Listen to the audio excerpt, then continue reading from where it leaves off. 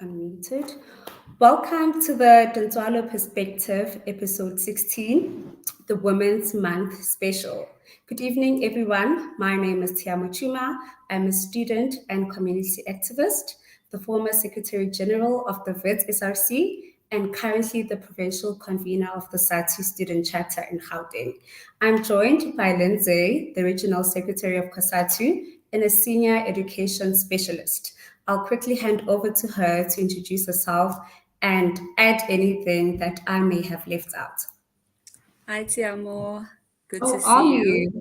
Good, Lovely good. seeing you. Like you said, I am a teacher by profession. I also have my Satu regalia on. Left Um, mine. I'm a teacher by profession, and now I am an education worker. So my entire career has been based on education, but I also happen to be the regional or the cluster secretary of COSATU, like you said. And obviously, I've been a site steward for SATU. So, yeah, I've seen education in a lot of perspectives. And just in case the president is listening, I would really like to be a minister one day. So yeah, I think that's me. So yeah, let's get into it. Thank you for joining us.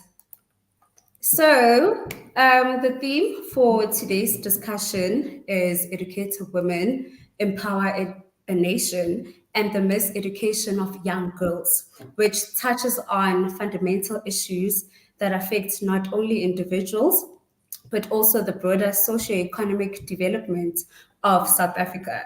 I think, education is widely recognized as a powerful tool for empowerment, particularly for women and girls who have historically been marginalized in many aspects of life, including education.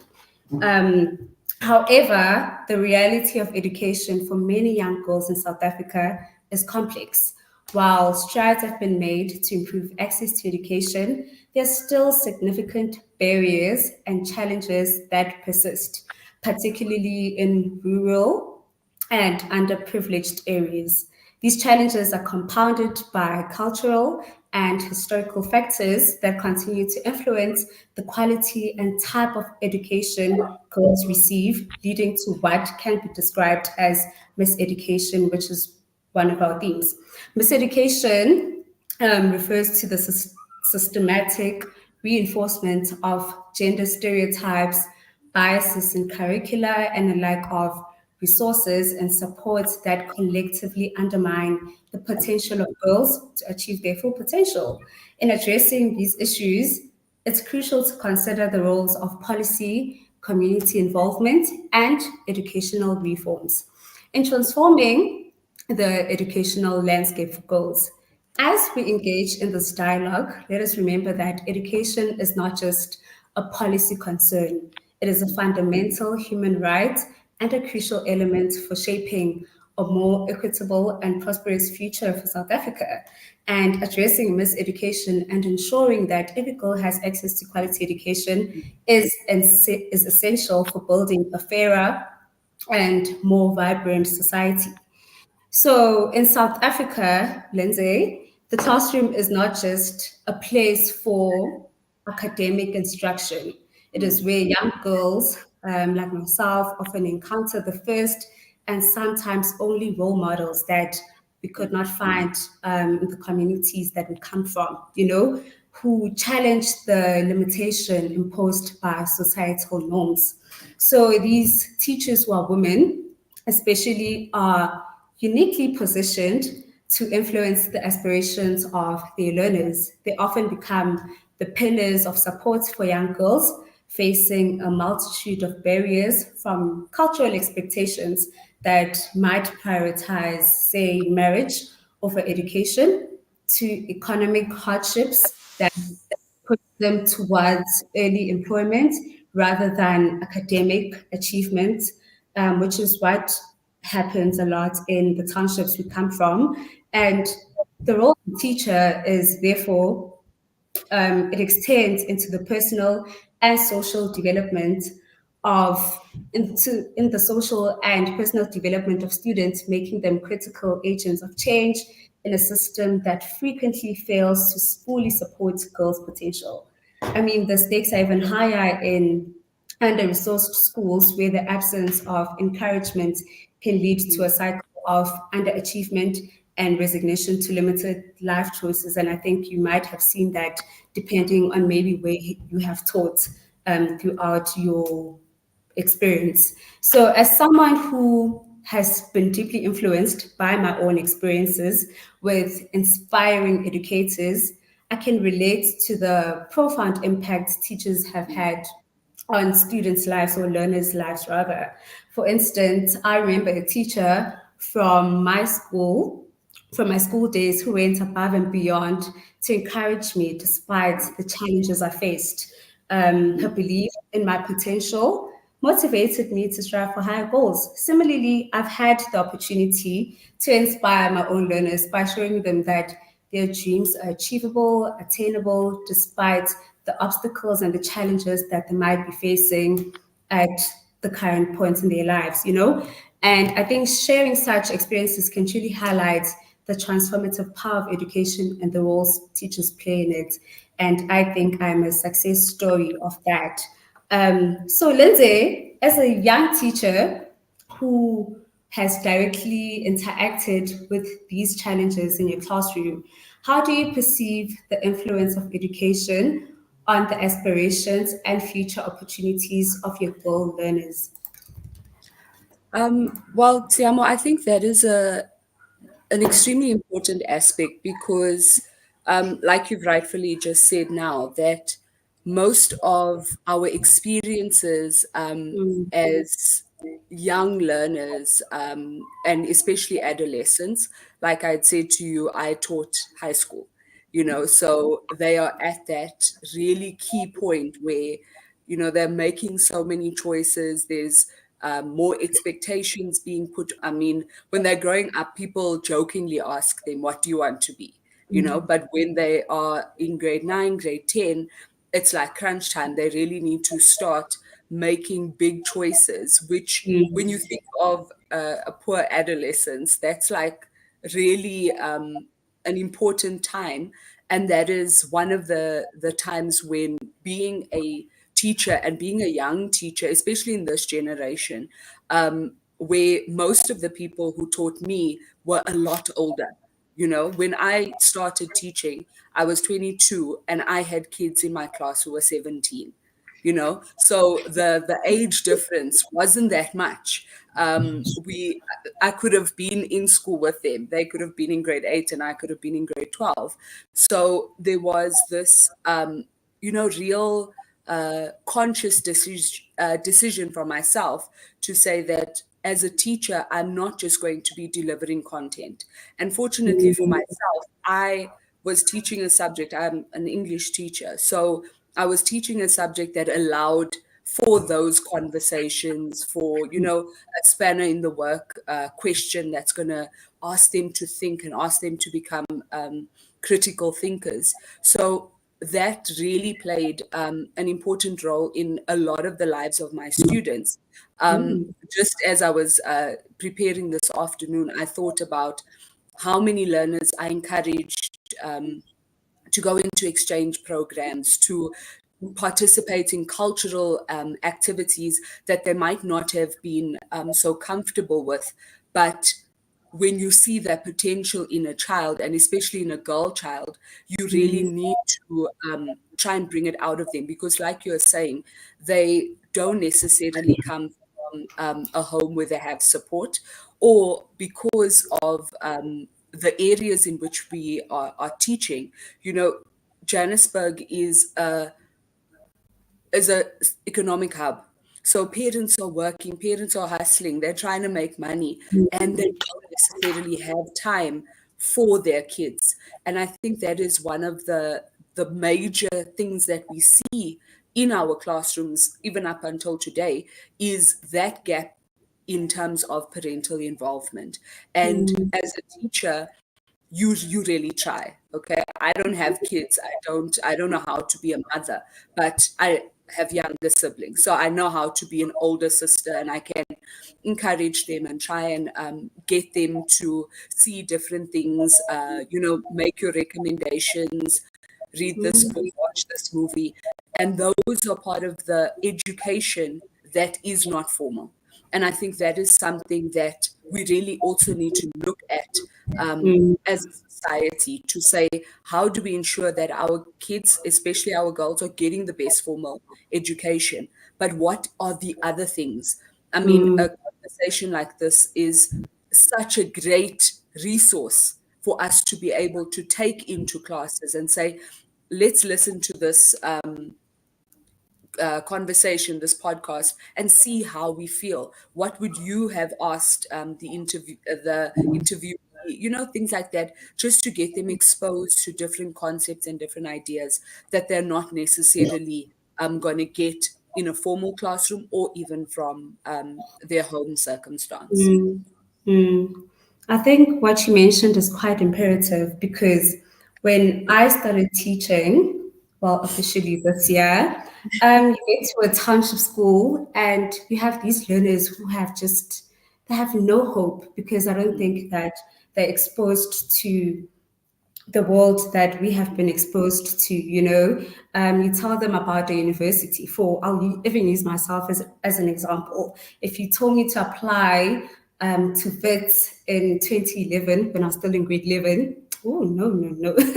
In 2017 when I was in grade 11, I would have wow. told you, I would have looked at you like, this Or girl's how? crazy. Where? Yeah, do you know You what VIT mean? is?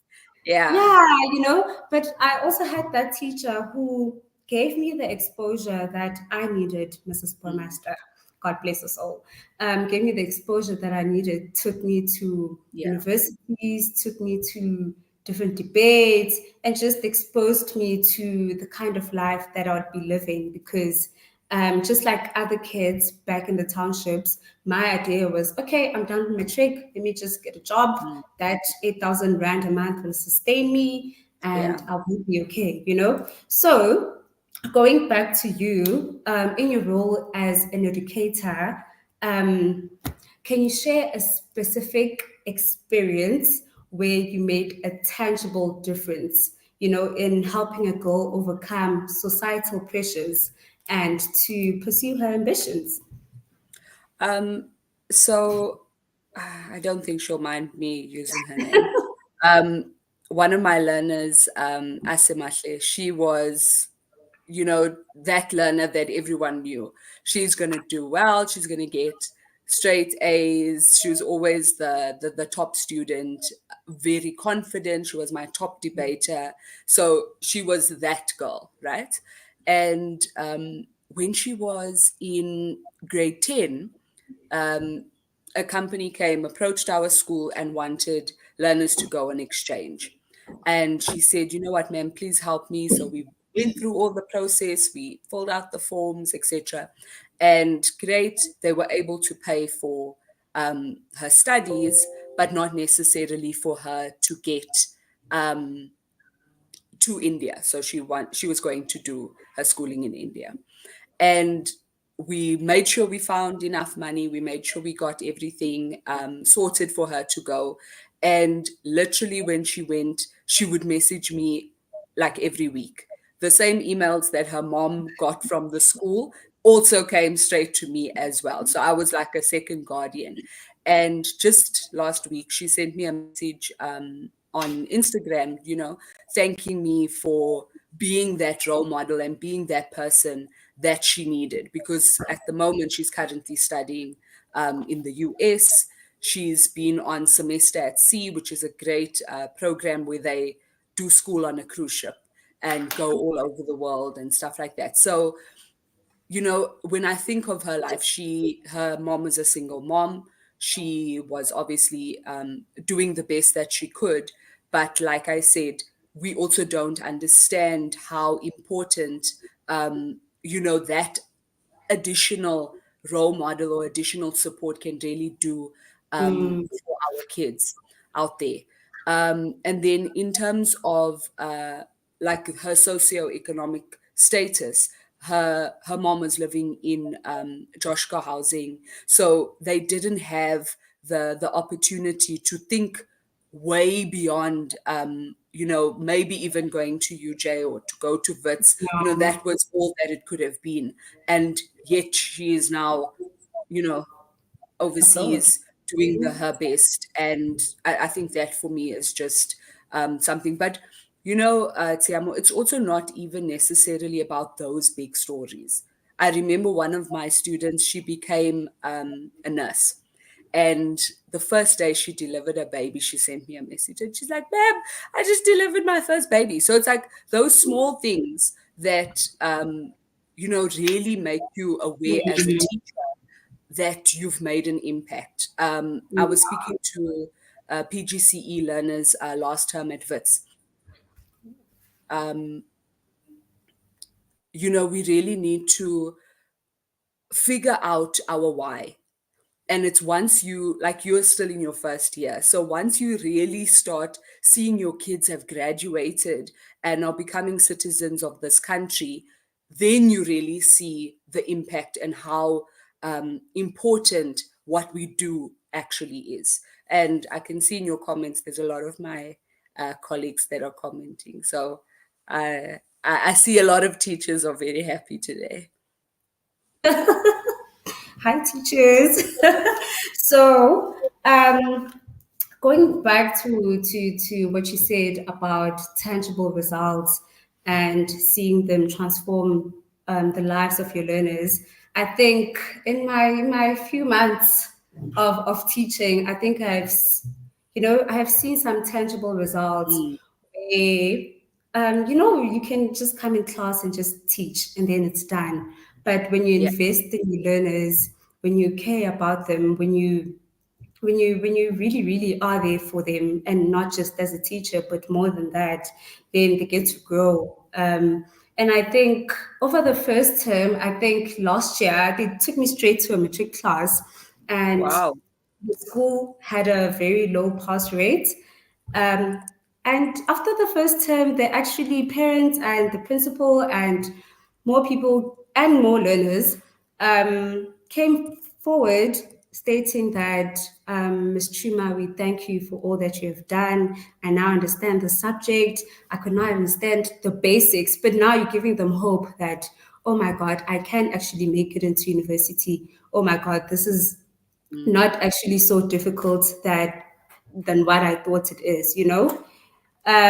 So I'm moving on to my second issue, which is an issue that is very common in schools, which is the issue of period poverty. For those who are listening, period poverty is a condition where young girls cannot afford products. It is often overlooked. It is often an overlooked barrier in South Africa. In 2022, it was estimated that in South Africa alone, 7 million girls were reported to be absent from school each month due to lack of sanitary pads, which resulted in them missing 25% of learning during their school year, leading to a cumulative loss in education that can derail the academic progress and self-esteem. This issue is deeply tied to the broader socioeconomic conditions that many girls face, where poverty dictates the level of access they have to necessities and basic needs. And moreover, the stigma and shame associated with menstruation in many communities exacerbate the problem, causing girls to withdraw from school activities or avoid school altogether during their periods. Addressing period poverty requires not just providing sanitary products, but also fostering an environment where menstruation is not a taboo topic and girls can attend school without fear or embarrassment. I recall a case where a learner began to disengage from her studies in a school where I was doing my practicals. And she became increasingly withdrawn because she was a very sharp and active learner. But she became increasingly withdrawn during class discussions. After some time, I obviously reached out to her and she confided that she was missing school a lot, and during certain days, maybe once, maybe a week in a month, she wouldn't be at school. So I asked her what the issue is, and she stated that her problem is that she and her family cannot afford sanitary products. The situation affected her, and not just her grades, but also her sense of belonging and participation in school life. So, in your experience, how have you observed this issue impact your learners both academically, emotionally, and mentally? Tshiamo, that I think is such an important aspect for us to look at, especially formally in terms of our policies in education, but also, comradely. Here we are as young female comrades. We're in schools with our male counterparts. Um, it's not a female issue that females need to think about, and I think that is something that we really need to open up more conversation in our staff rooms in terms of what is the support that we are playing, or what is the support role that we are playing for our learners, because what you will find, especially in high school, our learners are not necessarily only attending class formally from 8 to 2.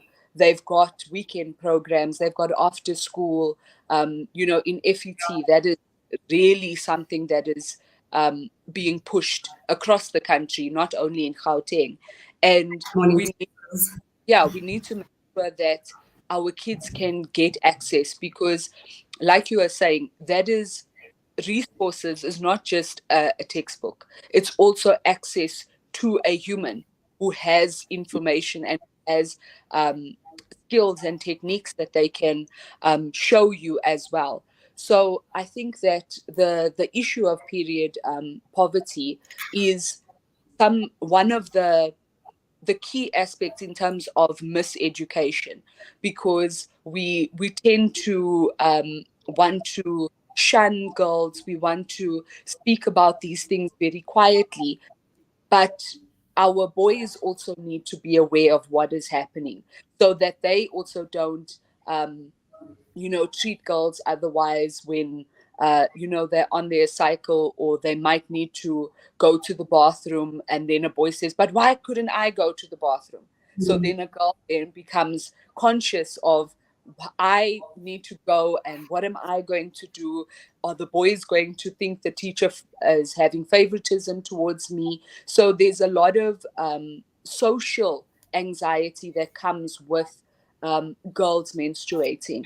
And strangely enough, a lot of the programs around period poverty that I've seen have actually been initiated by males and male teachers, because they have seen the importance of understanding that girls should be in class, that girls should be able to get access.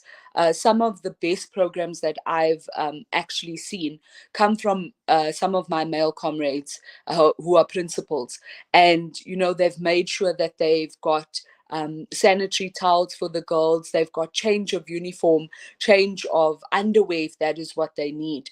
And I think that we really need to advocate beyond a Women's Month for us to destigmatize this issue of menstruation, because I'm sure you remember when you were young and you started on your cycle, firstly you were super confused as a girl, what is happening, but also you become so much more self-aware and self-conscious.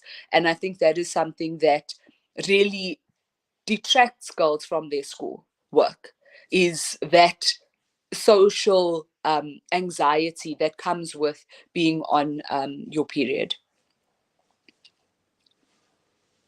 Okay, I'm muted. But going back to when I was growing up, in Mm, schools, which I see it's no longer being done. We used to have nurses and maybe different reps, maybe from Always, from Cotex and so forth, who educate us about the periods and so forth. And they didn't make it sound like it's a taboo or some disgusting thing. Sorry.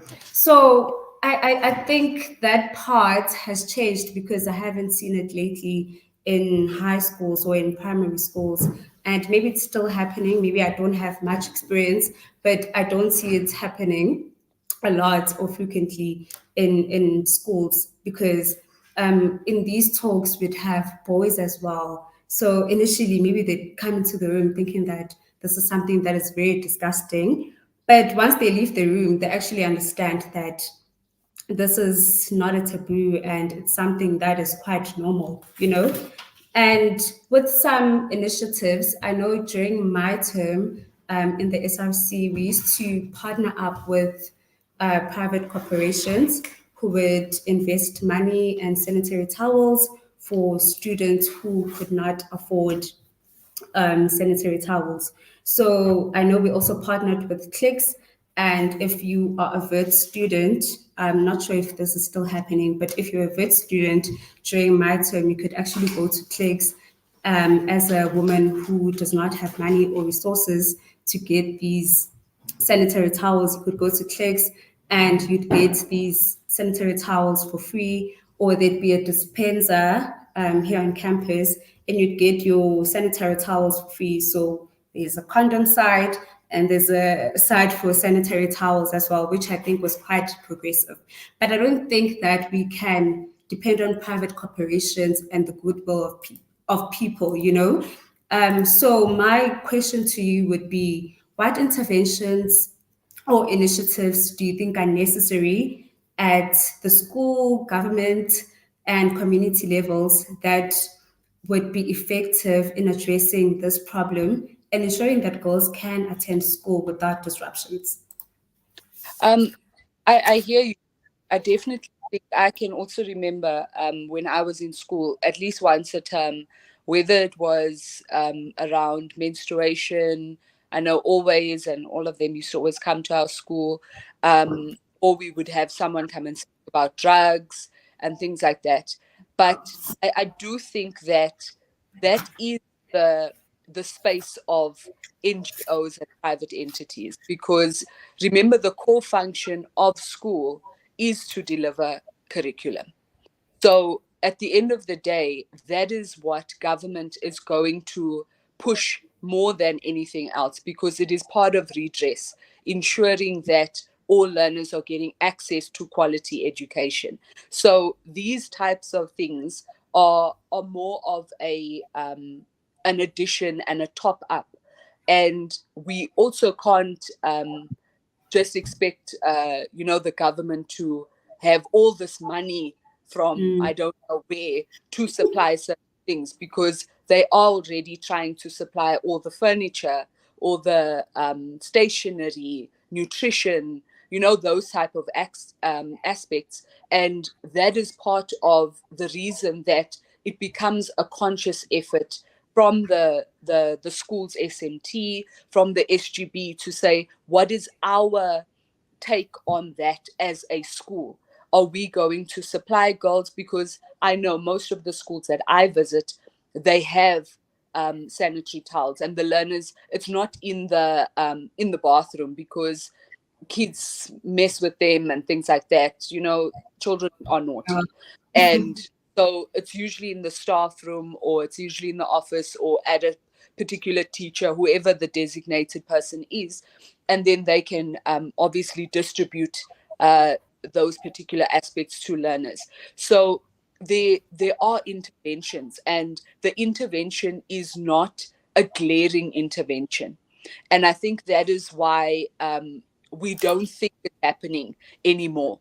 It's because a company might not come and do a talk, but they might just deliver to the school, so that it is there, learners have access. So it's on the part of school to say, how do they communicate with their student body to say, this is what you have, this is how you can access it. Because I know that I've also fought with schools, informally. So when you hear a girl ask for a sanitary towel and the secretary says, oh, it's 5 Rand, and I want to lose my mind, because that is the exact thing that we are fighting against. You know, Yeah. it needs to be free. It cannot be something that you are going to tax, if I could put it that way. So that is where I'm saying that it's more about the conscious effort of the school and the principal and what they are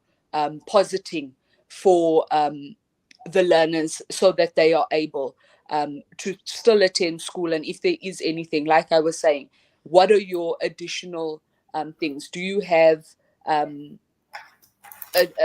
uniform, another tunic for the girl to change in case she messes on herself, And that is more important than us just having these event conversations and big things in the hall or whatever it is. It's the day-to-day aspects of Oh, girls feeling comfortable, knowing that school is a safe space. No matter what, I need to go to school. okay, thank you. And to our viewers at home, you can start posing any questions on the comment section. So I'm jumping off to my next issue, which is the issue of teenage pregnancy and school dropouts. As a high school teacher, I'm definitely 100% sure that you have experience teaching learners who are pregnant, who eventually maybe leave school for a while. Some eventually drop out. I know one in my school who has just dropped out and given up. So with teenage pregnancy, it's a pervasive issue in South Africa with far-reaching implications for education and prospects of young girls. I think the lack of comprehensive sex education, coupled with cultural and religious taboos surrounding discussions of sexuality, contributes to high rates of teenage pregnancies. These pregnancies often result in girls being forced to drop out of school, either due to the stigma they face or because they have no support system to help them balance motherhood with education. The consequences are profound, perpetuating cycles of immense poverty and limiting the economic and social mobility of these young mothers. The education system therefore faces the critical challenge of not only preventing teenage pregnancies, through better education and support, but also ensuring that pregnant girls and young mothers have pathways to continue their education and build a better future for themselves and their children. So, in your experience, Lyndsay, what role do you think the education system plays in both preventing teenage pregnancies and supporting young mothers who wish to continue their education? Tshiamo, I think this is possibly one of the big goals that we have, not only in terms of our formal education system, but also our informal, in terms of our communities and our parental involvement as well. Um, I was reading an article that basically said that about 90% of girls in schools who get pregnant are being impregnated by their peers, not necessarily That's the boys main, older, out yeah. of. And when you think of what that means, or that implication, it means that as the education system and as parents and community, we are not speaking to girls. We are speaking to both entities. And I think that touches nicely on our topic today around the miseducation, because when we speak to the issue of teenage pregnancy, there's never a statistic of how many teenage boys have children. It's always around the fact that there is a girl who gave birth to a child. There's never let's see, you sir, how many girls have you impregnated? Because you might find there's a boy in your class who has 5 children, and you don't know that because you can't visibly see that this person is a parent. And I think that is something that is extremely important, because if you think of the shame that is put on girls who are teenage mothers, and yes, it is not something you can ever advocate for and say, yes, everybody should just be a teenage mom. But now that you are in this situation, like you're saying, we don't want to encourage you to drop out. I would rather you sit in my class up until 2 days before you give birth, so that you can do something with your life and something better with your future. So yes, we are falling short in terms of how do we educate our teenage kids, because it is both a girl and a boy problem. It's not a girl issue. Secondly, what do we do, like you are rightfully saying? Are we encouraging our girls to still stay in school, make sure that they participate, that they come back once they've had their baby, things like that? And you find that there are some schools that are very good with their retention rate, and learners don't drop out once they've had a baby. And then you find others where the girls just go into the woodwork. And then you ask yourself, what is the narrative at a school level around teenage pregnancy? And I do know I've had conversations with older women who would tell me, or older teachers who would tell me, when I was young, or when I was your age, if I was to get pregnant without being married, I would have to leave school, or I wouldn't be able to be a teacher. So it wasn't even a learner issue, it was also a teacher issue. So I do think that we need to encourage a better dialogue around what is the future of that particular learner. And I'm saying, not every school is going to shun that girl. You will find that there are great allo teachers that are very supportive of our girls, and make sure that they keep them in school, they give them information, they help them if their parents are not necessarily forthcoming, help them with getting to the right clinic and things like that. So yes, it is there, and there's no policy that says a girl child can't come to school when she's pregnant. But there are some girls who feel that they are not allowed to be there, and then there are others, they're in class and they're doing their work, and you know um, they're being amazing, being pregnant and still trying to listen to my lesson, which is very difficult.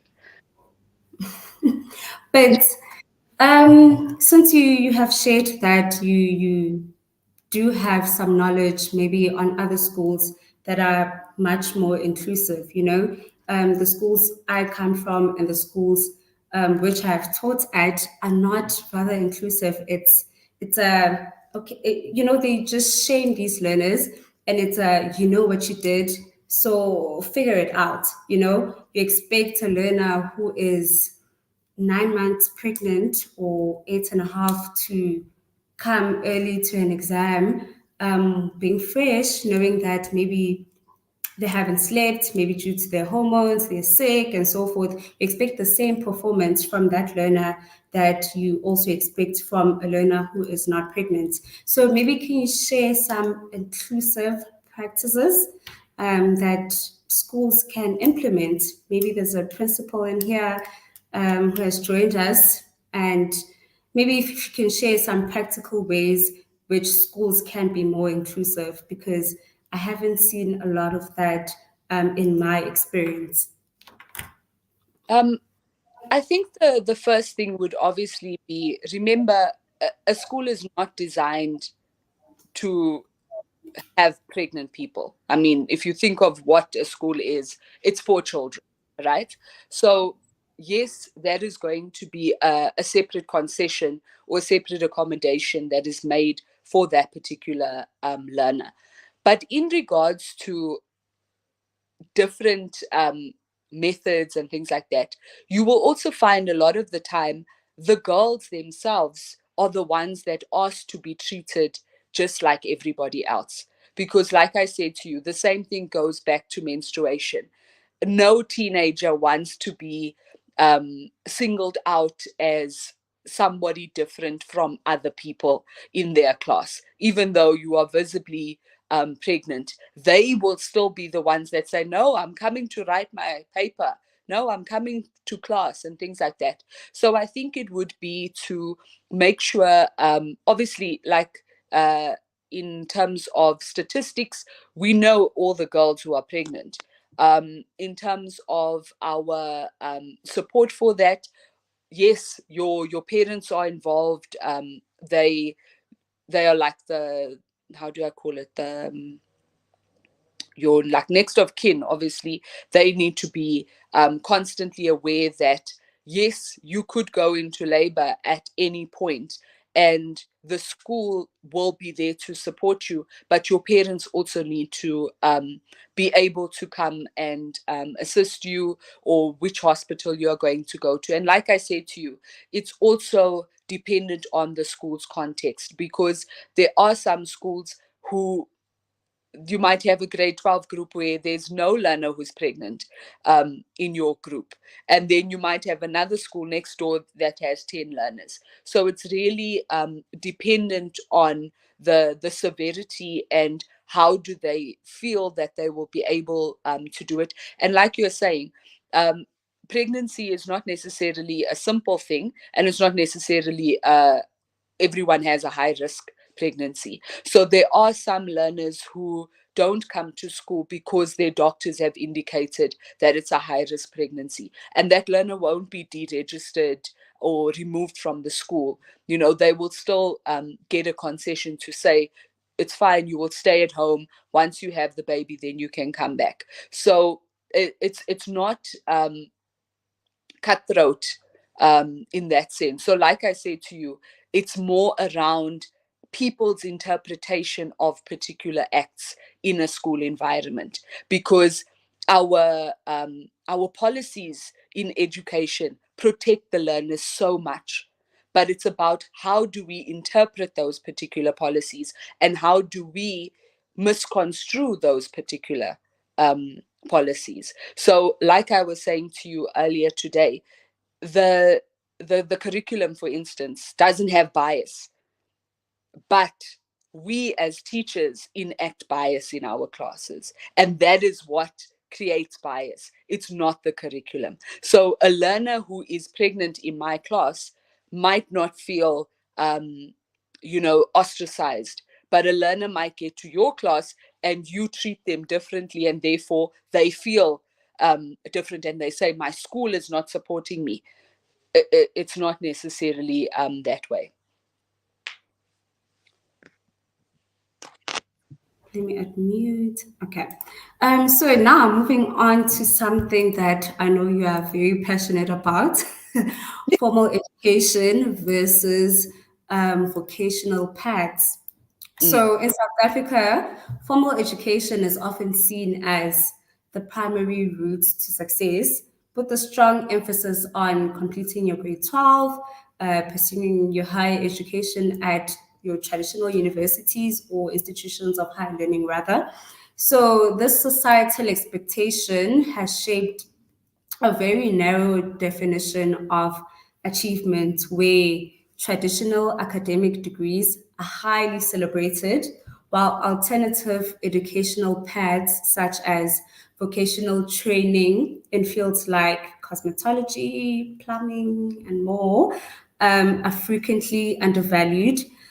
So this bias can discourage a lot of learners or students who might not excel in a conventional academic setting, but have talents and passions in vocational areas that are crucial to the economy and society.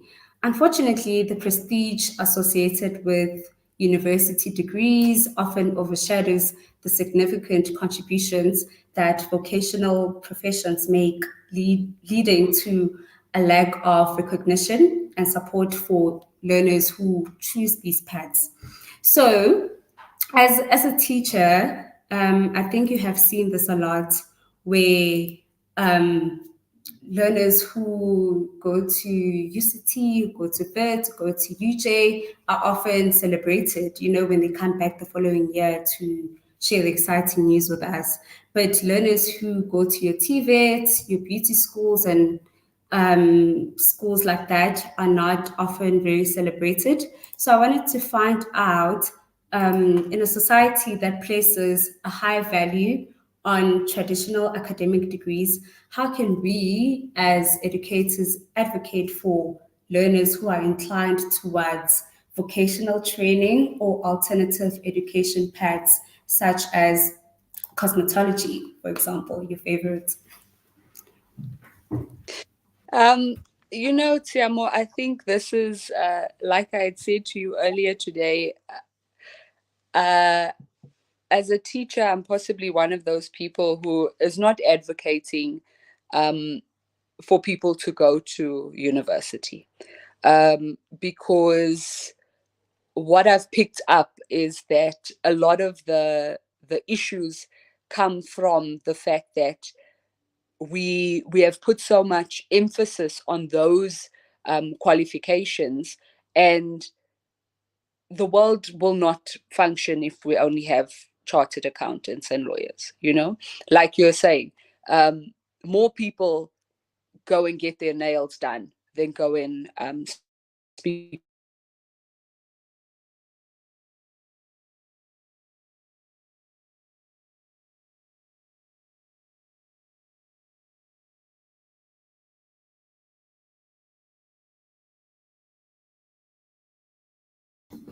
I think we lost her for a bit.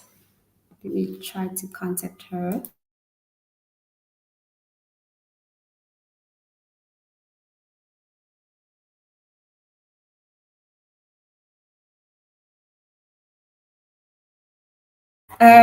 Okay, I'm looking at the time and it's 10 to 7, which is we are towards the end of our discussion. I think the hosts will set up another session for Lyndsay to answer all the questions and share all her insights. So, as we wrap up, I'd like to thank Lyndsay for participating in today's discussion on Educate a Woman, Empower a Nation. Our conversation has highlighted the crucial role that education plays in empowering young girls. Oh no, she's back. I'm back. Sorry, I don't know what happened to my device. I'm Okay, sorry. no stress. So, like I was saying, when we think of something like a degree in uh, teaching, if we think of medicine, those were all the degrees that law that we were pushed on. I kept on hearing when I was a learner that we need engineers, in this country, and we do. But now what we have is a whole lot of qualified engineers who are unemployed. And what we need to think about is the fact that our society is constantly promoting certain degrees.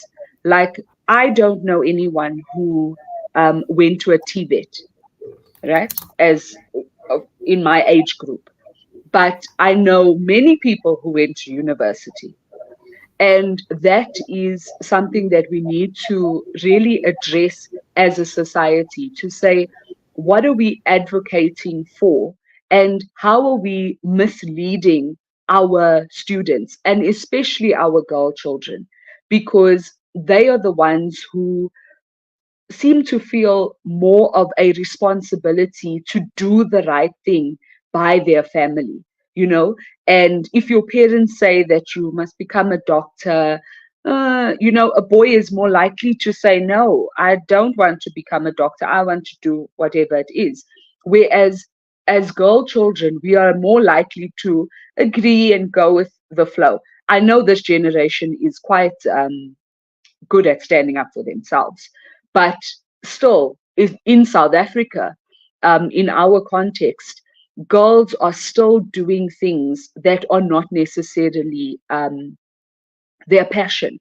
And that is why you find there's a lot of dropouts in university, is because they get into a degree. Yes, you get the APS score and you're in, but you're not necessarily in it with your heart, if I can put it that way.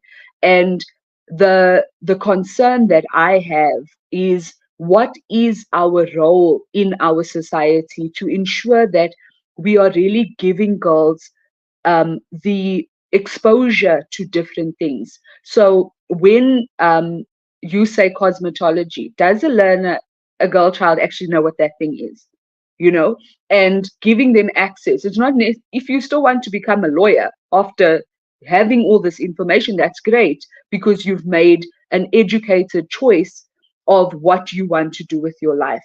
But if you think of a child not knowing all these different possibilities, it becomes concerning. And I also think that's why you find so many careers are very gender heavy. For instance, nursing. It's very rare to see men in nursing, right? And that is something that we need to then speak to as um, a society, to say, let us not necessarily stream our kids and steer our kids into particular fields just because we think that is what girls should do. I taught at a school where we had mechanical engineering and things like that, and there was only one girl in the mechanical class, and she would be busy welding and coming out with her overalls and doing everything that the boys do. And you would think, oh my gosh, is she going to be okay? Whatever. Why are we not worried of, are the boys going to be okay? They're also busy grinding and welding and doing whatever they're doing. So that is something that we really need to look at. Are we advocating for those technical subjects for girls? Or are we just saying, oh, if you don't want to do it, it's fine, or whatever, but we really need to give our girl children the most opportunity that they can. Because I mean, one of my friends, she became a chemical engineer, and she said it was so tough being a female in that particular sector, because it was only men. And do we want to continue to let our girls get into those spaces? Because if we are only advocating for boys to go into certain streams, we are going to forever have that as a comment. We are not going to have, whoever just feeling comfortable, feeling free. We're going to have that prejudice in an adult world, because we are not doing the right thing with our kids to nurture them and make sure that when they graduate, their class is not, oh, Lyndsay's the only girl becoming an aeronautical scientist. No, we don't want that anymore. So we really need to make sure that we are advocating, um, and stop lying to our girls that there are things that men are good at doing and women can't do, because that is a complete miseducation on our part as a society.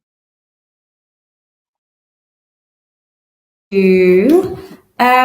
So you mentioned that in certain fields, it's women who are much more dominant than men, and vice Mm. versa. Like how if you go to a clinic, you'd see less less male nurses, in comparison to women or females.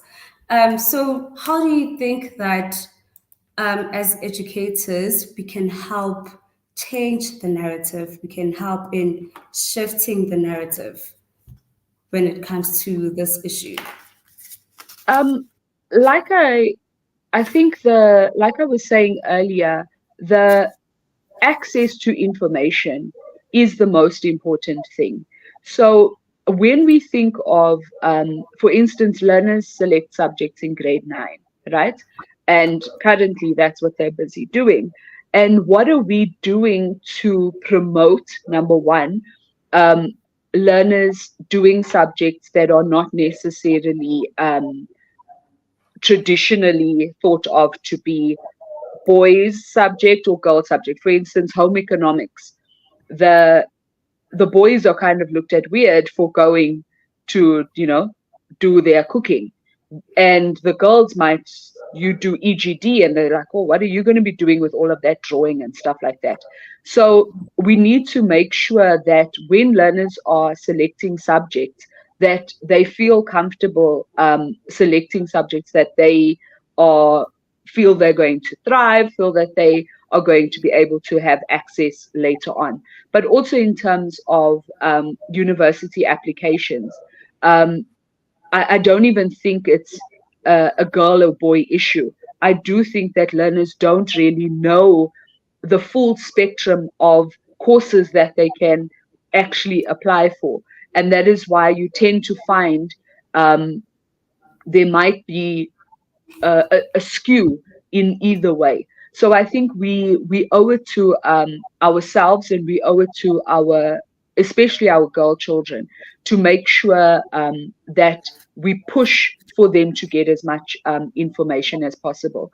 And I think I just read Kifensi's comment now in terms of IBE or IEB and their education system. That is also something that is perpetuating even greater divide, because when we think of private schooling and things like that, it is usually male heavy in terms of what are the entry requirements. I mean, if you think of kids that get 12 distinctions and things like that, that is already putting our girl children, especially those who come from disadvantaged communities, on the back foot, because they are now having to then try and get into a university. Yes, you get into WITS, but there's this person who has done all these fancy subjects and done all of these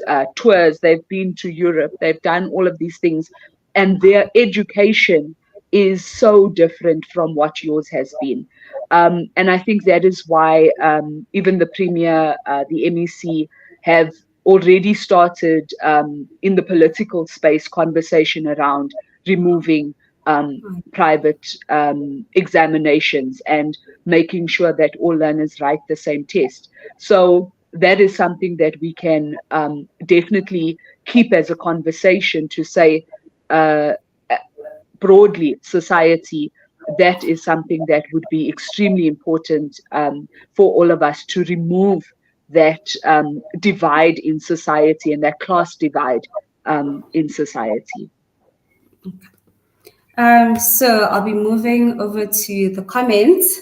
So the first question is from Mkize, and he or she, let me not put gender to it, but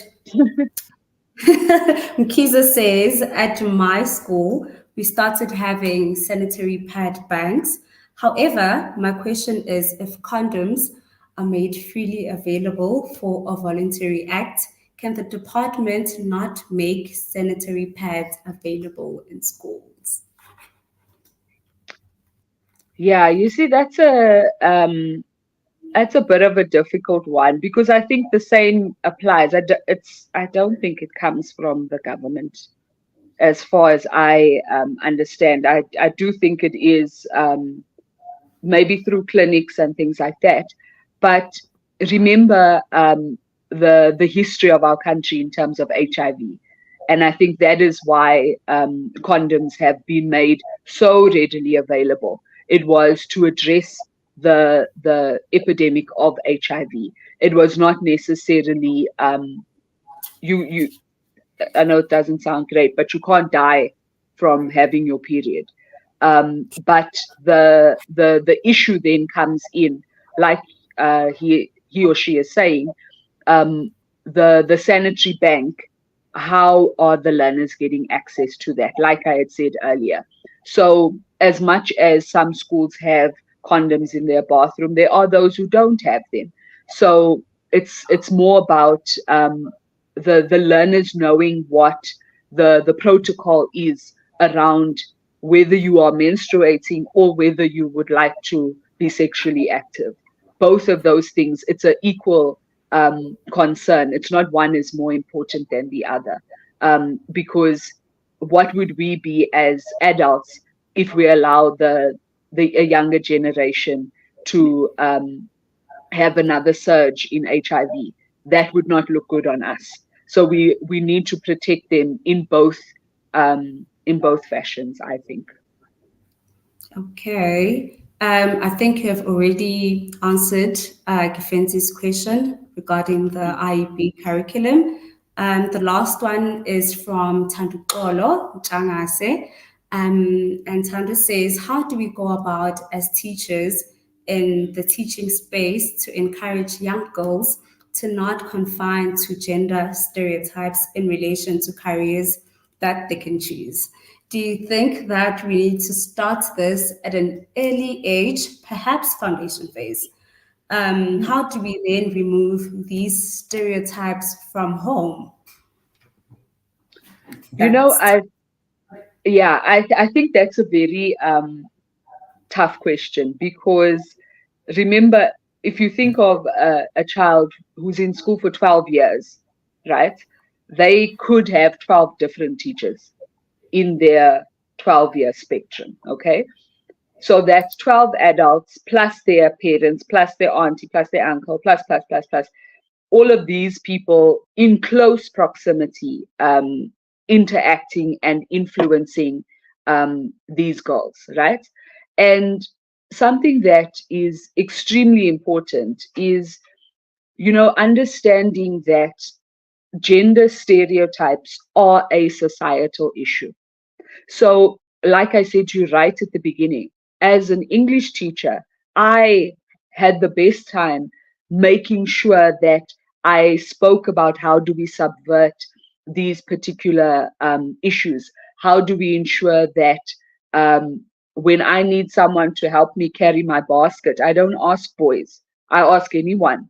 Anyone want to help me get my stuff to my car? Because when you, as the teacher, ask the boys to help you carry something, you are inadvertently putting on a particular stereotype.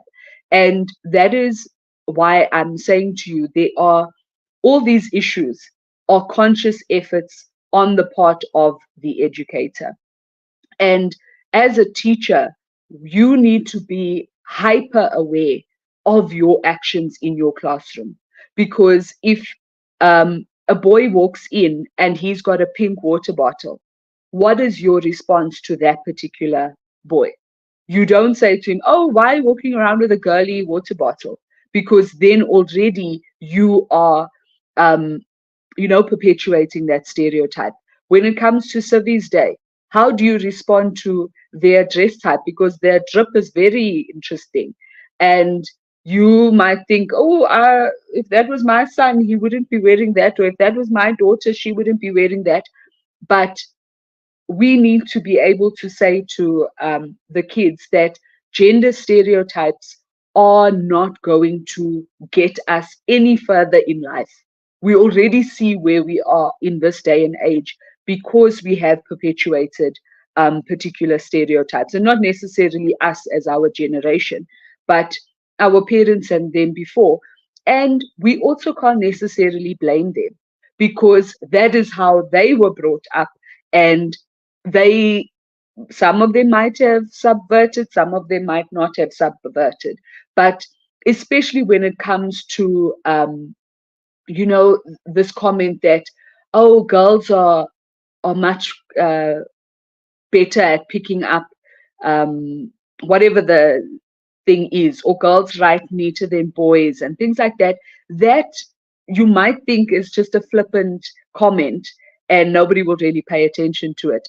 But the kids internalize, and then you wonder why the boys are all writing untidy in your class. It's because you told them that girls write neatly and boys don't. So they continue doing those particular things. And that is something that we really need to look at, is our language. And are we conscious of what we are doing as teachers in our classroom? Because whether we like it or not, we are influencing these kids. And that is the good part. Like we said right at the beginning, it can go really well or it can go really badly, in terms of our influence on the lives of our learners.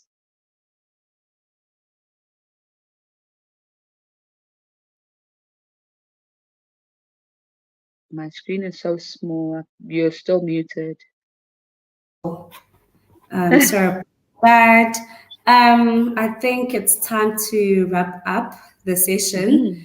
Mhm. So as we conclude towards today's discussion on educated women, empower a nation, and addressing the miseducation of young girls, it has underscored the vital role of education in empowering young girls and tackling the multifaceted challenges of miseducation. We have explored how various barriers, such as period poverty, teenage pregnancies, and other challenges, which may impact their educational experiences and future opportunities. Each of these issues reflect a broader socioeconomic context and underscores the need for targeted interventions and support. The discussion has also shed light on the significant influence of cultural norms and societal expectations on girls' educational aspirations, from traditional gender roles to the undervaluing of vocational training. It is clear that addressing these cultural barriers is essential to creating a more inclusive and equitable educational environment. The role of teachers, the importance of women role models, and the ongoing impact of socioeconomic problems have all emerged as critical areas requiring attention. By fostering supportive school environments, engaging communities, and challenging outdated norms, we can better, support the educational and career aspiration of young girls. As we conclude, let us remember that education is not merely a policy concern, but a fundamental human right, as I had stated in the beginning. Ensuring that every girl has access to quality education and the opportunity to fulfill her potential is vital for building a more just and prosperous society. Thank you, Lyndsay, for your invaluable contributions and insights today. And thank you to the School of Ora Tambo for hosting us. Let's continue to work Definitely. together to address these challenges and support the empowerment of all young girls in South Africa. Thank you. And thank Definitely. you to our viewers Thank at home. you. Thank you so much, Tshiamo. Thank you to Kifense in the background.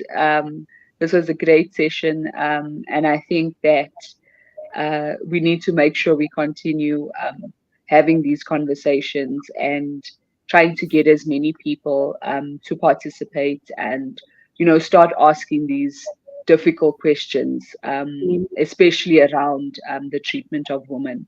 Yeah, Even though we think we've really done good work, and we have, but I think there is still a lot more to be like, done for women in South Africa.